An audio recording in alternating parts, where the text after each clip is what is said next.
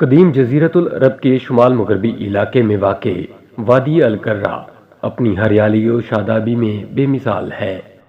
اس وادی پر قوم سمود کی حکمرانی تھی، جبکہ اس کے مد مقابل جنوب مشرقی عرب پر قوم عاد قابض تھی۔ قوم سمود بھی قوم عاد کی طرح نہایت طاقتور، طویل القامت اور زبردست شان و شوکت کی مالک تھی، اور اسے فن تعمیر میں بھی کمال حاصل تھا۔ پہاڑوں کو تراش کر انتہائی خوبصورت عمارتیں بنانے کا فن گویا ان پر ختم تھا۔ اس قوم کے دارالحکومت کا نام حجر تھا، جو حجاز مقدس سے شام جانے والے قدیم راستے پر واقع تھا۔ اب یہ علاقہ مدائن صالح کہلاتا ہے۔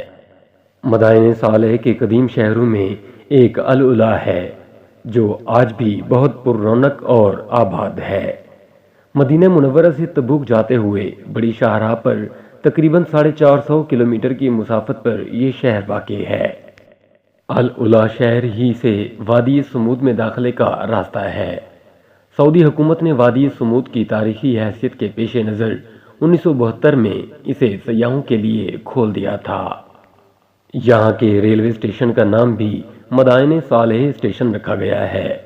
تاہم وادی میں داخلے کے لیے محکمہ سیاحت سے اجازت نامہ لینا ضروری ہے۔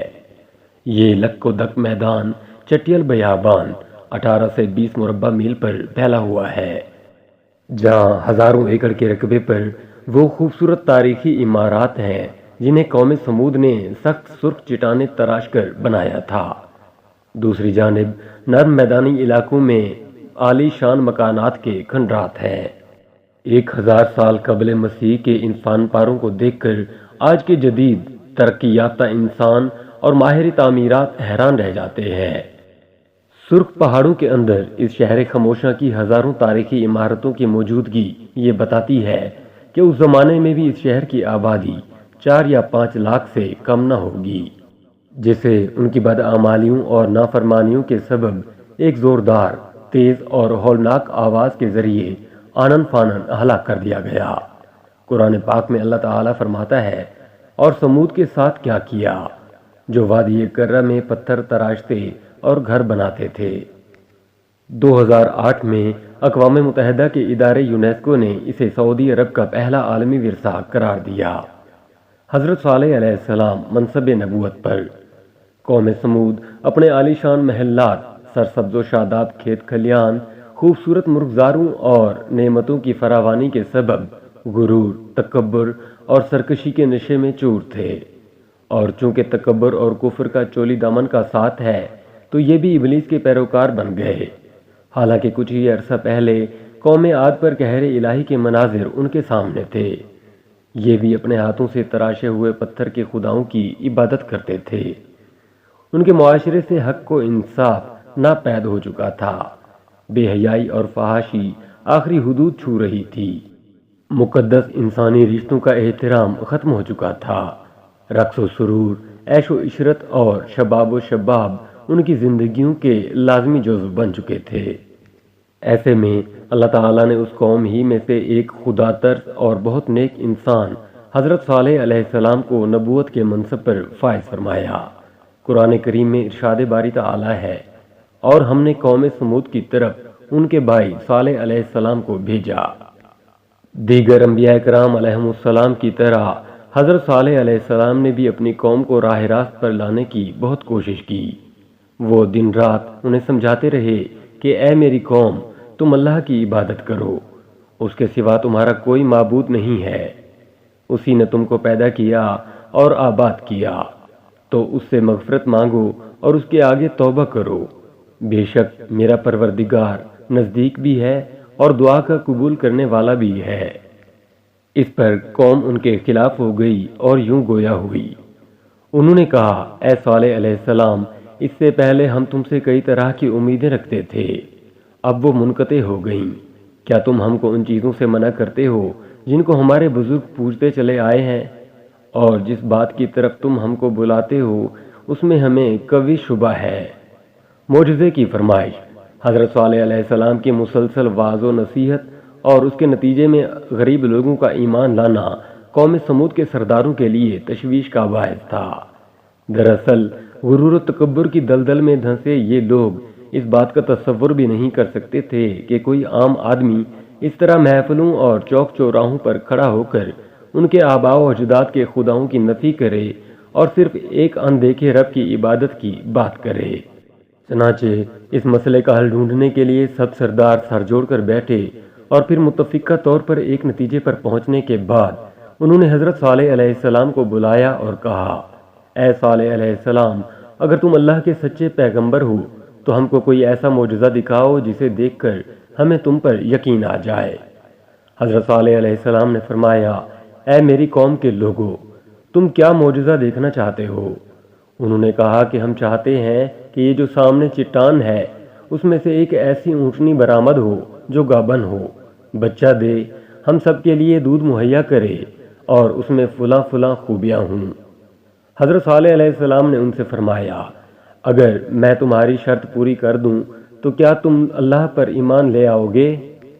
انہوں نے جواب دیا، ہاں، ہم تمہارے رب پر ایمان لے آئیں گے۔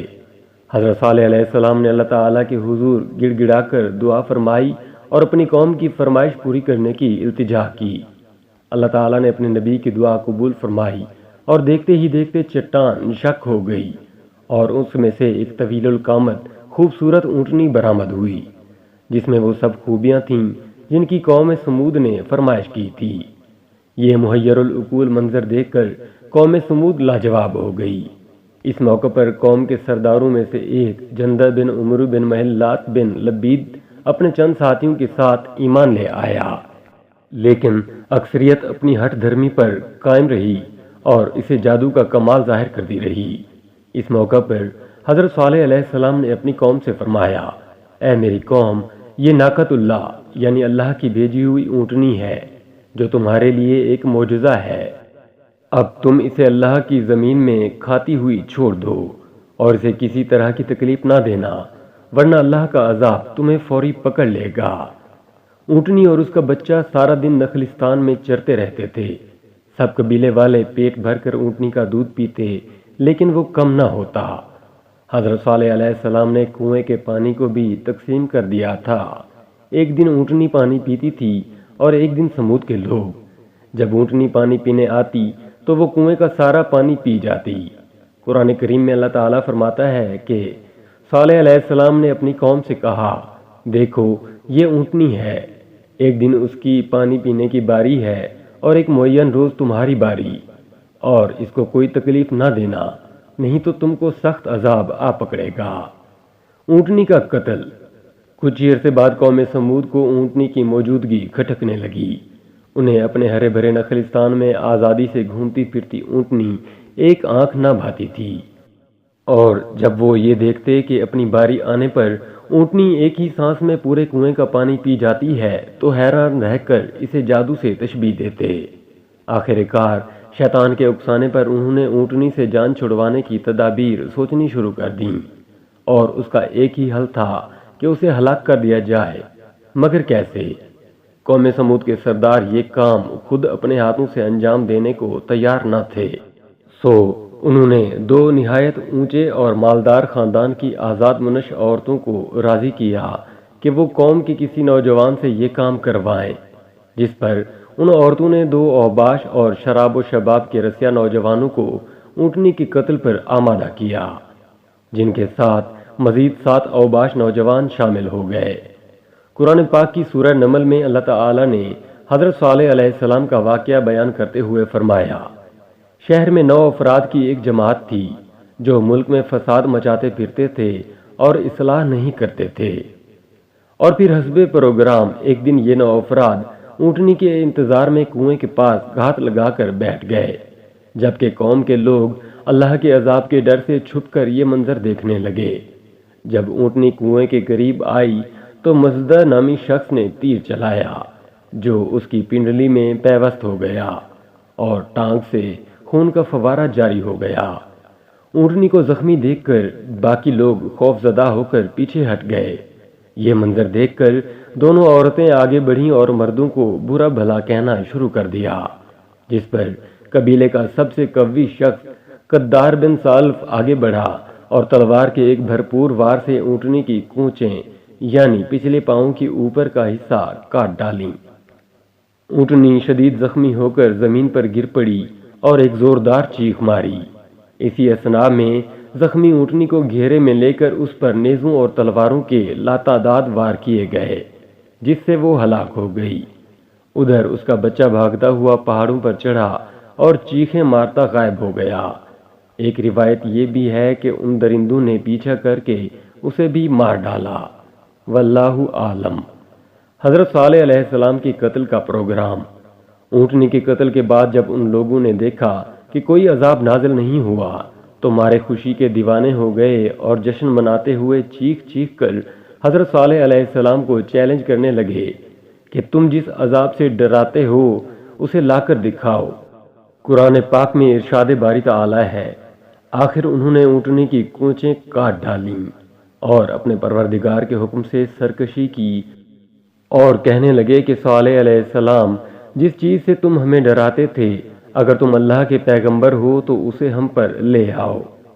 ناقۃ اللہ کے قتل کی خبر سن کر حضرت صالح علیہ السلام آپ دیدہ ہو گئے اور فرمایا، اس بدنصیب قوم کو اب اللہ کے عذاب سے کوئی نہیں بچا سکتا۔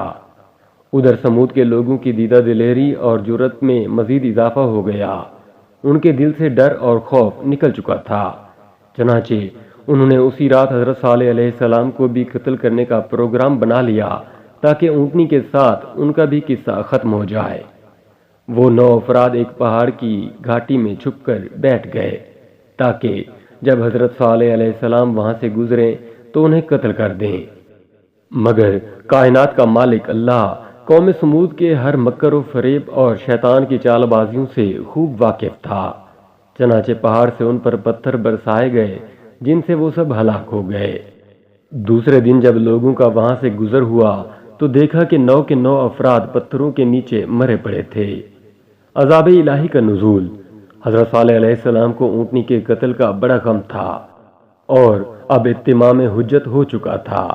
اللہ تعالیٰ کے وعدے کے مطابق اب عذاب آنا ہی تھا، لہٰذا حضرت صالح علیہ السلام نے اپنی قوم کو مطلع فرمایا، اب تمہارے پاس عیش و عشرت کے صرف 3 دن بچے ہیں، اس کے بعد ایک سخت عذاب تم پر نازل ہوگا۔ اللہ تعالیٰ فرماتا ہے کہ جب انہوں نے کونچیں کاٹ ڈالیں تو صالح علیہ السلام نے کہا کہ اپنے گھروں میں 3 دن اور فائدے اٹھا لو، یہ وعدہ جھوٹا نہیں ہے۔ حضرت صالح علیہ السلام کی بات سن کر وہ لوگ ہنسی مذاق اور استہزاء کرنے لگے اور طنزیہ استفسار کیا کہ یہ 3 دن ہم کیسے گزاریں گے۔ حضرت صالح علیہ السلام نے فرمایا، پہلے دن تمہارے چہرے زرد ہو جائیں گے، دوسرے دن رنگ سرخ ہو جائے گا اور تیسرے دن تمہارے چہروں پر نحوست پوری طرح عیاں ہو جائے گی، یعنی وہ سیاہ پڑ جائیں گے، اور چوتھے دن تم پر قہر الہی نازل ہوگا۔ اور پھر جب 3 دن ایسا ہی ہوا تو وہ خوف زدہ ہو گئے اور انتظار کرنے لگے کہ اب کس قسم کا عذاب نازل ہونے والا ہے۔ ابھی چوتھے دن کا سورج طلوع ہی ہوا تھا کہ آسمان سے ایک بہت تیز چیخ کی آواز چنگھاڑ کی صورت بلند ہوئی، جس نے ان کے کانوں کے پردے پھاڑ دیے، دل دہلا دیے۔ چیخ کی آواز کے ساتھ ہی ان کی روحیں جسموں کا ساتھ چھوڑنے لگیں اور وہ اپنی اپنی جگہوں پر اوندھے پڑے سسک سسک کر ختم ہونے لگے۔ کچھ ہی دیر میں لاکھوں افراد پر مشتمل نہایت قوی اور طاقتور قوم جانوروں کے کھائے ہوئے بھوسے کی طرح ڈھیر ہو چکی تھی، اور کفر و شرک میں مبتلا، غرور و تکبر میں ڈوبے لوگوں کا شاندار اور بارونق شہر خموشہ میں تبدیل ہو کر ہمیشہ کے لیے عبرت کا نشان بن گیا۔ اللہ تعالیٰ کا قرآن پاک میں ارشاد ہے، اور جن لوگوں نے ظلم کیا تھا ان کو چنگھاڑ کی صورت میں عذاب نے آ پکڑا تو وہ اپنے گھروں میں اوندھے پڑے رہ گئے، گویا کبھی ان میں بسے ہی نہ تھے۔ سن رکھو کہ سمود نے اپنے پروردگار سے کفر کیا، اور سن رکھو سمود پر پھٹکار ہے۔ اللہ تعالیٰ نے اس عذاب سے حضرت صالح علیہ السلام اور ان پر ایمان لانے والوں کو محفوظ رکھا، چنانچہ اللہ تعالیٰ نے فرمایا، جب ہمارا حکم آ گیا تو ہم نے صالح علیہ السلام کو اور جو لوگ ان کے ساتھ ایمان لائے تھے ان کو اپنی مہربانی سے بچا لیا اور اس دن کی رسوائی سے محفوظ رکھا۔ بے شک تمہارا پروردگار طاقتور اور زبردست ہے۔ نبی کریم صلی اللہ علیہ وآلہ وسلم کا وادی سمود سے گزر۔ مسند احمد میں حضرت ابن عمر رضی اللہ تعالیٰ عنہ سے مروی ہے کہ 9 ہجری میں رسول اللہ صلی اللہ علیہ وآلہ وسلم تبوک جاتے ہوئے جب وادی سمود سے گزرے تو آپ صلی اللہ علیہ وآلہ وسلم نے اس ویران اور اجڑی جگہ کو دیکھ کر صحابہ رضی اللہ عنہم سے فرمایا، یہاں سے جلدی سے گزر چلو، اور اگر پانی کی ضرورت ہو تو صرف اس کنویں کا پانی استعمال کرو جس سے حضرت صالح علیہ السلام کی اونٹنی پانی پیا کرتی تھی۔ بعض صحابہ رضی اللہ عنہم نے دوسرے کنویں سے پانی لے کر آٹا گوندھ لیا تھا۔ آپ صلی اللہ علیہ وآلہ وسلم نے اسے پھینکوا دیا۔ اس عرصے میں آپ صلی اللہ علیہ وآلہ وسلم مسلسل توبہ و استغفار کرتے رہے۔ پھر نبی کریم صلی اللہ علیہ وآلہ وسلم نے اپنے اصحاب رضی اللہ عنہم کو منع فرمایا کہ قوم سمود جو عذاب سے ہلاک ہوئی ان کے گھروں اور بستیوں میں نہ جائیں، اور فرمایا کہ مجھے خوف ہے کہ کہیں تم کو بھی وہی عذاب نہ پہنچ جائے جو ان کو پہنچا تھا، لہٰذا ان کے پاس نہ جاؤ۔ حضرت صالح علیہ السلام کی عمر اور مزار۔ ابن کثیر کے مطابق آپ علیہ السلام کا انتقال 280 برس کی عمر میں ہوا۔ مفسرین میں اس بات پر مختلف آراء ہیں کہ قوم پر عذاب کے بعد حضرت صالح علیہ السلام نے کہاں قیام فرمایا۔ اکثر نے تحریر کیا کہ سمود کی ہلاکت کے بعد آپ علیہ السلام اہل ایمان کے ساتھ شام تشریف لے گئے اور پھر فلسطین میں کچھ عرصہ قیام کے بعد مکہ مکرمہ آ گئے اور وہیں انتقال ہوا۔ ایک رائے یہ بھی ہے کہ حضرت صالح علیہ السلام قوم پر عذاب کے بعد عمان سلالہ سے 200 کلومیٹر دور ناسک کے مقام پر آباد ہو گئے جہاں ان کا انتقال ہوا۔ ناسک میں ان سے منسوب ایک مزار بھی ہے جہاں زائرین کثیر تعداد میں فاتحہ کے لیے آتے ہیں۔